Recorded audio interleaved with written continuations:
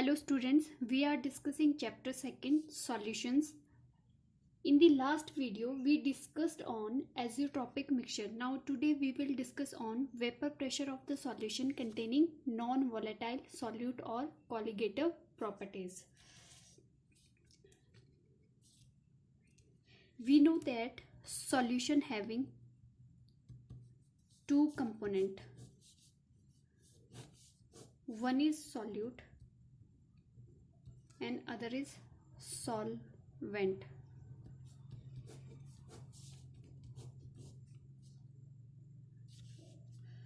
Solute are the component in the solution which are in less quantity. ठीक है, जो आपका सॉल्यूशन में कंपोनेंट लेस क्वांटिटी में है जनरली उसको क्या बोलते हैं हम सॉल्यूट. ठीक है, और जो आपका हाई क्वांटिटी में है तो उसको क्या बोलेंगे सॉल्वेंट. ठीक है, तो यहाँ पे हम बात कर रहे हैं कि नॉन वोलेटाइल सॉल्यूट की. ठीक है, तो आपका सॉल्यूट कैसा है नॉन वोलेटाइल इन नेचर. ठीक है, नॉन वोलेटाइल का मतलब क्या होता है कि ये इवेपोरेट नहीं करता है, डज नॉट इवेपोरेट. ठीक है, तो ये क्या है सॉल्यूट आपका नॉन वोलेटाइल मीन्स ये क्या है सॉलिड्स फॉर्म में है. ठीक है, सॉलिड्स है जो आपका वेपोरेट नहीं करता है. ठीक है, फॉर एग्जांपल मैक्सिमम जो एग्जांपल होते हैं आपके पास यहाँ पे यूरिया. ठीक है, यूरिया क्या होता है NH2CO NH2. ठीक है, हम मास इसका कैलकुलेट भी कर सकते हैं और हमें याद भी रखना होता है कि इसका क्या है 60 होता है. न्यूमेरिकल जो करते हैं हम तो इस पे बेस्ड क्या है आपके पास न्यूमेरिकल आते हैं, तो आपको जो एटॉमिक मास है या मोलर मास है सॉरी वो आपको पता होना चाहिए. फिर आपके पास ग्लूकोज है. ठीक है, ग्लूकोज क्या होता है C6H12O6. ठीक है, तो इसका मास क्या होता है 180. फिर आपके पास सुक्रोज हो गया, इसका क्या होता है C12H22O11. ठीक है, तो इसका होता है 342. ठीक है, और जो आपके पास सॉल्वेंट है ठीक है ये क्या है आपके पास वोलेटाइल मीन्स ये क्या है आपका वेपोराइज हो जाता है, वोलेटाइल कंपोनेंट है. ठीक है, तो ये वोलेटाइल है मीन्स ये क्या है लिक्विड फॉर्म में है. ठीक है, लिक्विड कौन सा जो आपका वेपोरेट हो जाता है. ठीक है, फॉर एग्जांपल वाटर हो गया, मिथेनॉल हो गया, इथेनॉल हो गया. ठीक है, फिर आपके पास बेंजीन हो गया. ठीक है, टॉलिन हो गया. ठीक है, ये है आपके पास जो सॉल्वेंट यूज होते हैं मैक्सिमम. ठीक है, तो आपके पास क्या होता है जो सॉल्यूशन होगा. ठीक है, सॉल्यूट प्लस सॉल्वेंट. अगर हम बात करेंगे पहले सॉल्वेंट की. ठीक है, हम डिनोट करते हैं जो आपका सॉल्यूट है ठीक है उसको करते हैं B से डिनोट, और जो सॉल्वेंट है उसको क्या करते हैं A से डिनोट करते हैं. ठीक है, तो यहाँ पे आपके पास प्योर सॉल्वेंट है. सॉल्वेंट मीन्स A है, A क्या डिनोट कर रहा है सॉल्वेंट. ठीक है, तो अगर हम बात करेंगे यहाँ पे क्या है A के पार्टिकल आपके प्रेजेंट है सरफेस के ऊपर. ठीक है, अगर हम इसको हीट करते हैं तो ये क्या है क्लोज कर देंगे और हीट करेंगे तो यहाँ पे क्या है A के पार्टिकल आपके वेपर्स फॉर्म में कन्वर्ट हो जाएंगे, क्योंकि आपका जो सॉल्वेंट है वो लिक्विड है और लिक्विड कैसा है वोलेटाइल जो इवेपोरेट हो जाता है. ठीक है, तो यहाँ पे क्या है जो वेपर प्रेशर है वो क्या आ जाएगा P0A मीन्स प्योर जो आपका कंपोनेंट है A सॉल्यूशन में उसका वेपर प्रेशर. ठीक है, प्लस अगर सॉल्यूट की बात करेंगे तो B आपका क्या है सॉल्यूट. ये क्या है आपका सॉलिड फॉर्म में, ये क्या है नॉन वोलेटाइल है. ठीक है, ये वेपोरेट नहीं होता है. ठीक है, जब हमने इनको क्या है मिक्स किया. ठीक है, तो यहाँ पे हमने मिक्स किया दोनों सॉल्यूशन मतलब सॉल्यूट और सॉल्वेंट को, तो यहाँ पे हमारे पास सॉल्यूशन फॉर्म हो गया AB. ठीक है, तो अब क्या है जो सरफेस के ऊपर है वो पार्टिकल क्या आ गए आपके B और A के पार्टिकल. ठीक है, यहाँ पे क्या है आपका टोटल जो वेपर प्रेशर है. ठीक है, टोटल क्या पार्शियल जो वेपर प्रेशर है PA. ठीक है, जो पी ए है, ठीक है, बी तो आपका ऐसा कंपोनेंट है, ये तो वेपर फॉर्म नहीं करेगा, लेकिन यहाँ पे सॉल्वेंट के वेपर्स फॉर्म होंगे, ठीक है। वही यहाँ पे क्या है, सरफेस के ऊपर प्रेशर क्रिएट करता है, ठीक है। तो यहाँ पे जो पार्शियल प्रेशर ए है, क्योंकि प्योर कंपोनेंट तो है नहीं है यहाँ पे, सिंगल कंपोनेंट थोड़ी है तो कंपोनेंट टू प्रेजेंट यहाँ पे। तो यहाँ पे पार्शियल प्रेशर ऑफ ए है वो क्या आ जाएगा आपका, सॉरी पी ए, ठीक है, जो आपका कंपोनेंट ए का प्रेशर है, ठीक है। सॉल्यूशन में क्या है, टू कंपोनेंट है, ए भी है और बी भी प्रेजेंट है, लेकिन यहाँ पे क्या है, जो आपका वेपर प्रेशर है as compare to pure liquid में प्रेजेंट है, तो वो क्या है, डिक्रीज कर रहा है। डिक्रीज क्यों कर रहा है, क्योंकि यहाँ पे सरफेस पे कुछ पार्टिकल किसके आ गए, बी कंपोनेंट के, ठीक है।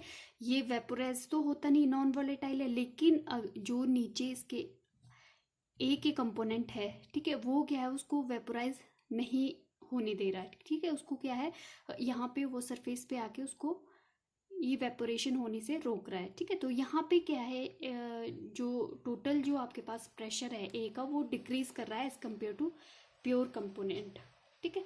तो क्वालिटेटिव प्रॉपर्टीज में क्या है, vapour pressure of the solution decrease when a non volatile solute added to the volatile solvent, ठीक है।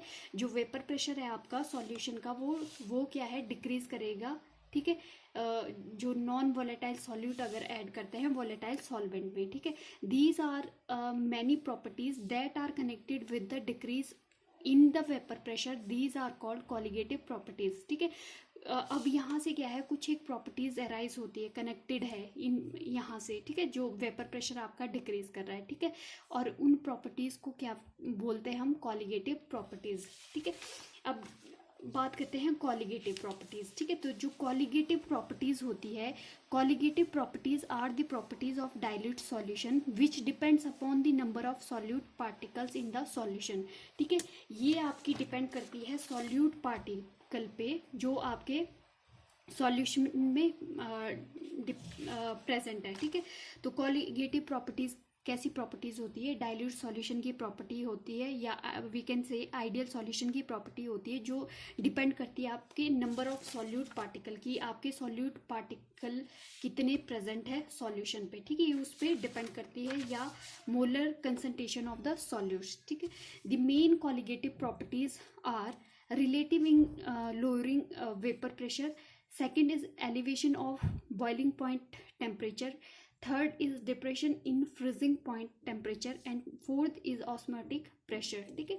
आज हम डिस्कस करेंगे रिलेटिव लोअरिंग वेपर प्रेशर, ठीक है। तो यहाँ पे क्या है, प्योर सॉल्वेंट है आपके पास, रिलेटिव लोअरिंग वेपर प्रेशर में क्या आप लेना है, आपने एक प्योर सॉल्वेंट लेना है, ठीक है, जो कि आपका वोलेटाइल कंपोनेंट है, जो आपका सॉल्यूट है वो क्या है, नॉन वोलेटाइल है, ठीक है। जब जो यहाँ पे प्योर कंपोनेंट का प्रेशर क्या आएगा, जो आपका प्रेशर होगा वेपर प्रेशर, वो पी नॉट ए से डिनोट करता है। पी नॉट ए से क्यों करता है, क्योंकि ये सिंगल कंपोनेंट है, ठीक है। यहाँ पे जब आपका सॉल्यूशन फॉर्म हुआ, सॉल्यूट और सॉल्वेंट को मिक्स किया, तो यहाँ पे सॉल्यूशन फॉर्म हुआ, ठीक है। जो आपका बी कंपोनेंट है, ये तो नॉन वॉलेटाइल, ये तो वेपर्स में कन्वर्ट नहीं होगा, तो यहाँ पे ओनली वन प्रेशर क्रिएट होगा जो आपका सॉल्वेंट का होगा, ठीक है। वो क्या है, पी ए से डिनोट करेंगे, ठीक है।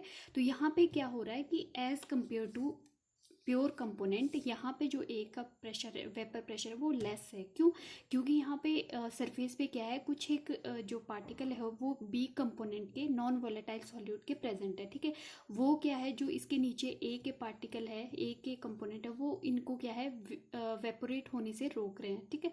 तो यहाँ पे क्या है, टोटल जो प्रेशर है ए कंपोनेंट का वो डिक्रीज हो रहा है, ठीक है। बी का तो वैसे ही पार्शियल जो आपका प्रेशर बी का है वो तो इक्वल टू 0 है, क्योंकि नॉन वोलेटाइल सॉल्यूशन है, ठीक है। तो जो पी ए है वो लेस देन होगा पी नॉट ए, ठीक है। यहाँ के जो सॉल्वेंट का प्रेशर है वो आपका हाइयर होगा एज कंपेयर टू सॉल्यूशन के प्रेशर से, ठीक है। तो अकॉर्डिंग टू राउल्स लॉ, ठीक है, जो पार्शियल जो आपका प्रेशर है ए का, वो डायरेक्टली प्रोपोर्शनल होता है आपके मोल फ्रैक्शन ए के, ठीक है। In a solution, the partial vapor pressure of each volatile component is directly proportional to the mole fraction of that component. ठीक है, तो यहाँ पे पार्शियल प्रेशर है जो A का सॉल्यूशन में, वो डायरेक्टली प्रोपोर्शनल होगा मोल फ्रैक्शन ऑफ A की, कितने मोल फ्रैक्शन आपके A के प्रेजेंट है। ठीक है, आगे हम इसको फर्दर जो प्रोपोर्शनलिटी कांस्टेंट को हटा के K एक्स ए भी लिख सकते हैं। ठीक है, तो यहाँ से के की वैल्यू हमने प्रीवियस लेक्चर में स्टडी किया था, तो पी ए को हम क्या है के की जगह पी नॉट ए भी लिख सकते हैं। ठीक है, एक्स ए। ठीक है, तो ये मोल फ्रैक्शन ऑफ ए, ये क्या है आपके पास मोल फ्रैक्शन ऑफ ए, और पार्शियल ये कि पी नॉट ए क्या डिनोट कर रहा है, vapour pressure of pure solvent जो आपके पास ये प्रेजेंट है। ठीक है, अब हमको पता है, ठीक है, सॉल्यूशन में आपके सॉल्यूट और सॉल्वेंट दो कंपोनेंट है। ठीक है, वेपर प्रेशर बी का 0 होगा, नॉन वॉलेटाइल है। ठीक है, ये डायरेक्टली प्रोपोर्शनल आपके मोल फ्रैक्शन के है। ठीक है, तो यहाँ से हमें पता है मोल फ्रैक्शन अगर फाइंड आउट करना है तो number of moles of A upon A plus B, अगर बी के निकालना है तो ये आप फॉर्मूला यूज़ करेंगे। ठीक है, फिर हमें पता है कि जो X A plus X B है, mole fraction A plus B is equal to 1 होता है। तो यहाँ से अगर हम ए की वैल्यू निकालेंगे तो 1 माइनस एक्स बी, ठीक है, मोल फ्रैक्शन ऑफ बी। तो ये वैल्यू अगर आप इस इक्वेशन में पुट करते हैं एक्स ए की जगह 1 माइनस एक्स बी, तो अगर फर्दर इसको सॉल्व करेंगे तो P A is equal to P naught A minus P naught A X B. ठीक है, यहाँ से इसको लेफ्ट साइड अगर ले जाएंगे तो ये आपके पास फॉर्म हो जाएगा P naught A X B equal to P naught A minus P A. ठीक है, तो यहाँ से अगर हम जो आपके पास ये है, ये प्रेशर क्या है प्योर कंपोनेंट का, प्योर कंपोनेंट मीन्स सॉल्वेंट का है, प्योर कंपोनेंट सॉल्वेंट है। और जो ये आपके पास ये क्या है रिलेटिव लोअरिंग वेपर प्रेशर। ठीक है, तो यहाँ से जो आपके पास एक्स बी है जो आया, ये क्या है आपके पास relative mole fraction, relative mole fraction of solute. ठीक है, सॉल्यूट अगर हमने रिलेटिव मोल फ्रैक्शन निकालना है सॉल्यूट का, तो वो क्या आ जाएगा आपके पास P naught A minus P A upon P naught A, means आपका जो इनिशियल वेपर प्रेशर है प्योर सॉल्वेंट का माइनस जो आपका सॉल्यूशन में सॉल्वेंट का प्रेशर आया। ठीक है, डिवाइड करना है उसको प्योर कंपोनेंट से। ठीक है, तो ओवरऑल जो आपका सॉल्यूशन का जो वेपर प्रेशर है वो क्या है डिक्रीज करेगा। ठीक है, तो इस टाइप से हम relative lowering vapour pressure find out करेंगे। ठीक है, तो यहाँ पे क्या है जो ये आपके पास कंपोनेंट है, ये क्या है आपके पास relative lowering vapour pressure of the solvent as compare to vapour pressure of pure solvent. ठीक है, तो ये आपकी क्या है ओवरऑल जो आपका रिलेटिव लोअरिंग वेपर प्रेशर है सॉल्यूशन का वो डिक्रीज कर रहा है। ठीक है, तो ये डिपेंड कर रहा है आपके मोल ऑफ फ्रैक्शन पे। ठीक है, जो आपके सॉल्वेंट के प्रेजेंट है। ठीक है, सॉल्यूट यहाँ पे नॉन वॉलेटाइल है। ठीक है, सॉल्यूट यहाँ पे नॉन वॉलेटाइल है और आपका सॉल्वेंट वॉलेटाइल है। ठीक है, तो ये क्या है आपकी colligative property related to relative lowering vapour pressure